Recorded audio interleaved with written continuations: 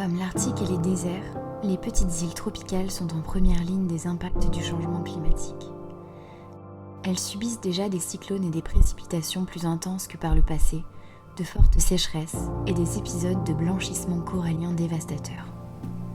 Ces pressions climatiques croissantes sont particulièrement fortes sur les côtes, qui concentrent la majeure partie des enjeux humains.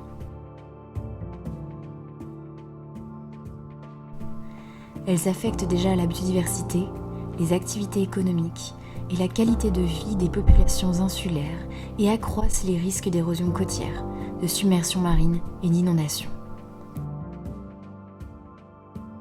Pour réduire ces risques, diverses stratégies d'adaptation peuvent être déployées.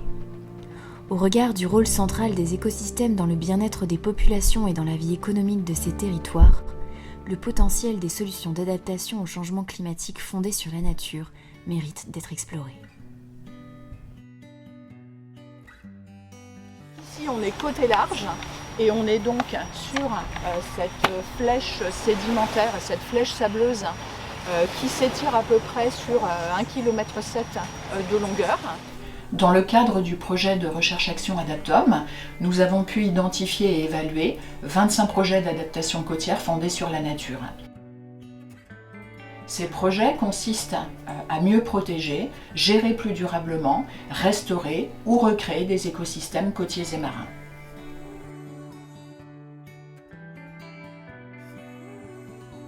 Pour en savoir davantage sur ces projets d'adaptation fondés sur la nature, nous sommes allés à la rencontre des acteurs qui les mettent en œuvre.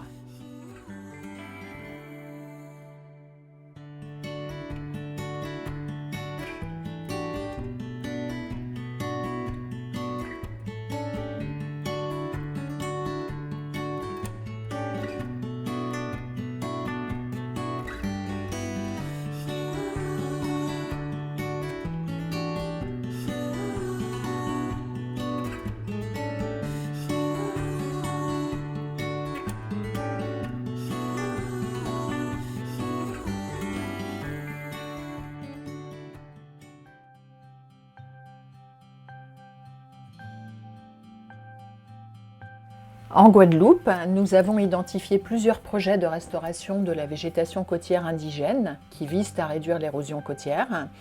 Ces projets ont été initiés à partir de 2007 par l'Office national des forêts sur des sites naturels, sur les communes de Saint-François, Sainte-Rose et Port-Louis. Mathieu Fellman, responsable du service biodiversité et développement durable de l'ONF de Guadeloupe, nous présente ses actions de restauration végétale.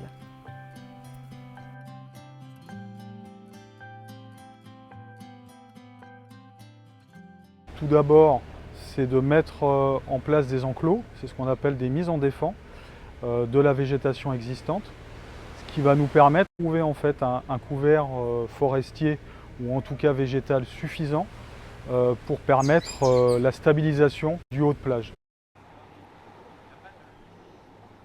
Ces techniques, elles ont toujours plusieurs intérêts. Ce n'est pas seulement pour pérenniser la végétation, mais c'est aussi pour redéfinir un peu les flux de circulation des utilisateurs des espaces. C'est aussi gagner en termes de banque de semences. Il faut savoir que récupérer de la végétation, ça permet de récupérer des graines qui feront les forêts du futur. Donc lorsqu'on met ces enclos, ces mises en défend, soit la végétation revient d'elle-même, soit aussi on peut l'aider. Et là on va faire ce qu'on appelle des semis, c'est-à-dire qu'on va aller récupérer des graines in situ. Comme ça on aura vraiment des espèces adaptées au milieu. Parfois elle ne suffit pas. Certains utilisateurs peuvent venir par exemple fréquemment ou avec leur véhicule, etc. Donc on va avoir un tassement du sol vraiment très important. Et en fait, la graine, une fois au sol, ne va tout simplement pas pouvoir, même si elle germe, elle ne va pas pouvoir s'installer. C'est-à-dire que les radicelles ne pourront pas pénétrer le sol. Donc là, ce qu'on va faire, c'est qu'on va faire des systèmes de décompactage de sol, ce qui va permettre par la suite aux graines de s'installer. On peut aussi arriver au stade de la plantation. C'est-à-dire qu'on va produire des plants en pépinière, toujours en utilisant des espèces locales et adaptées au milieu. Souvent, on va faire un panel de ces techniques. On va faire un enclos dans lequel on va faire un semis et on va installer des plants.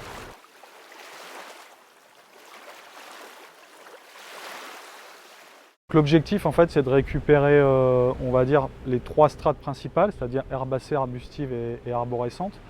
Les herbacées en général reviennent les premières, on peut citer la patate bord de mer, le pois bord de mer, ce qui vont permettre en fait de faire un couvert végétal dense, limiter l'exportation du sable par l'effet éolien. Et ensuite on va avoir les arbustifs et les arborées qui, notamment grâce à leurs racines, vont aider à la stabilisation du cordon sableux.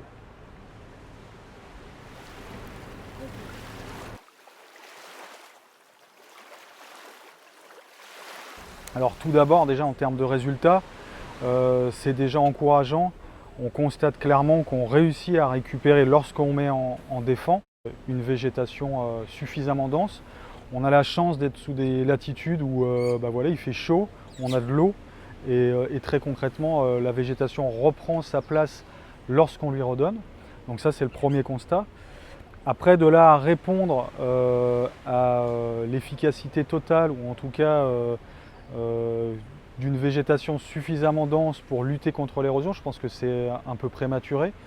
Il va falloir mettre en place des études, je pense, des suivis clairs. Et de toute façon, à mon sens, ces solutions fondées sur la nature, nous, l'action de l'ONF, doit être complétée par d'autres actions. Aujourd'hui, l'érosion marine est telle, la force de la houle parfois est telle et la végétation ne suffit pas. D'autant plus que la nature a un temps, a besoin de temps. Le vivant doit respecter des cycles et les plans qu'on installe seront peut-être efficaces d'ici 5, 10, 15 ans.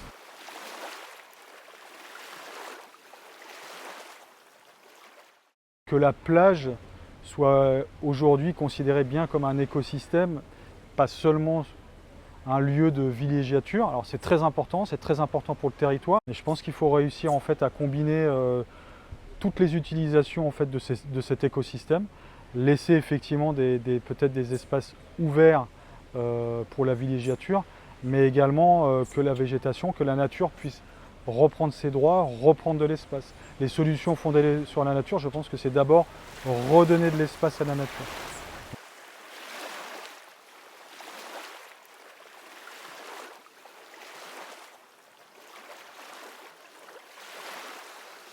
C'est très important ce qu'on appelle les laissés de mer, ou tout simplement ce que produit la végétation, c'est-à-dire des branches mortes, des feuilles qui vont se déposer au sol, rapporter de la matière organique qui permettront justement à cette végétation de pouvoir se développer. Si on vient constamment nettoyer cette plage pour faire propre, comme on dit, en fait c'est un écosystème qui va s'appauvrir et qui va être en danger. Et l'objectif de l'Office national des forêts, c'est vraiment de permettre aux écosystèmes d'avoir le maximum de résilience possible. On ne sait pas si les écosystèmes pourront répondre à la rapidité de l'érosion côtière, mais en tout cas on met toutes les chances de notre côté pour que ces écosystèmes aient cette résilience suffisante.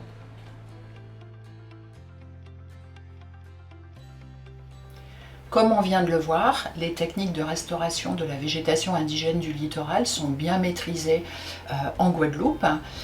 Elles ont été utilisées depuis quelques décennies dans les outre-mer français. Par exemple, le Centre d'études et de découverte des tortues marines de la Réunion les a mobilisées à partir du milieu des années 90 pour reconstituer des plages de ponte des tortues marines et lutter contre l'érosion côtière.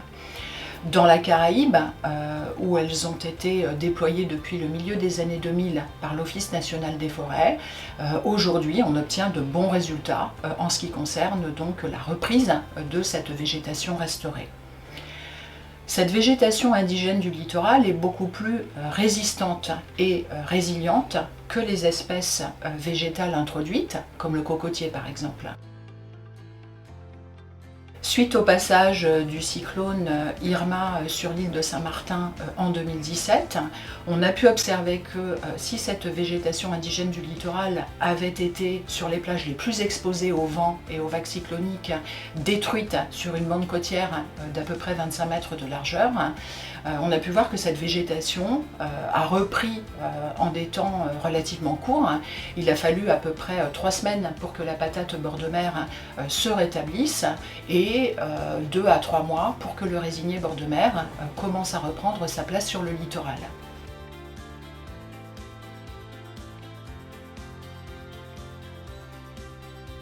Cette végétation a la capacité de fixer les sédiments grâce à son réseau extrêmement dense de racines, de branches, de tiges et de feuilles, et elle le fait même en situation cyclonique. Lors du passage d'Irma sur Saint-Martin, sur certaines plages sur lesquelles cette végétation était avant le cyclone en bon état de santé, on a pu observer un phénomène important d'accumulation de sédiments sur la végétation de deuxième ligne, celle qui a résisté aux vagues et aux vents cycloniques. Et ce phénomène de captage de sédiments a permis, dans certains cas, aux crêtes de plage de gagner entre 1,50 m et 2 m d'altitude. C'est particulièrement précieux quand on est dans une situation d'accélération de l'élévation du niveau de la mer avec des valeurs d'élévation qui sont aujourd'hui de 4 mm par an. Là où les apports sédimentaires à la côte sont suffisants, cette végétation indigène du littoral a la capacité, en interceptant et en fixant des sédiments, de s'exaucer verticalement et par là même de suivre l'élévation du niveau de la mer. Ça lui permet de contenir non seulement l'érosion côtière, mais aussi le risque de submersion marine et d'inondation des arrière-plages. Sur certains sites, parce que cet écosystème est fortement dégradé ou parce que l'érosion côtière est particulièrement rapide, cette solution d'adaptation fondée sur la nature ne suffira pas forcément et il sera peut-être nécessaire de la combiner avec d'autres solutions. On a aujourd'hui de plus en plus recours aux solutions hybrides, c'est-à-dire aux solutions qui consistent à utiliser de concert de l'ingénierie côtière à travers par exemple l'implantation d'un brise-lames sur l'avant-côte et les solutions fondées sur la nature pour pouvoir faire face aux pressions climatiques. Si les techniques de restauration de la végétation côtière indigène sont aujourd'hui bien maîtrisées dans les Outre-mer, en revanche, il faut noter que les suivis qui sont réalisés ne sont pas suffisants pour pouvoir déterminer si ces actions constituent une véritable solution face au changement climatique. Actuellement, les suivis qui sont réalisés sont des suivis qui permettent d'établir le taux de survie des espèces qui sont replantées et la croissance de ces espèces. Or, ce que l'on veut savoir aujourd'hui, c'est si les périmètres sur lesquels on a restauré la végétation possèdent la même efficacité en termes de captage et de fixation des sédiments que des périmètres naturels non dégradés. On a aussi besoin de vérifier si les périmètres restaurés posséderont la même résistance face aux événements météo-marins extrêmes que des côtes naturelles et s'ils posséderont ensuite le même taux de résilience.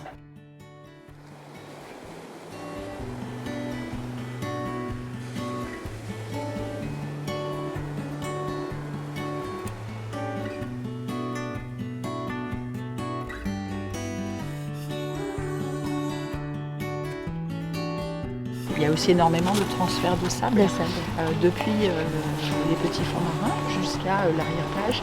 Et c'est ça, en fait, quand on a les bonnes plantes, qui permet à la crête de plage, événement après événement, de monter en hauteur. Et ça compense l'élévation au niveau de la mer. Donc il y a maladaptation, puisque sur le long terme, ça a généré, par effet en cascade, la déstabilisation de la quasi-totalité du linéaire côtier. Et vous allez voir ce qui reste de plages de qualité. Finalement, aujourd'hui, pas grand-chose. Qui vont rajouter de la matière organique. On va couper là, j'ai fait une erreur.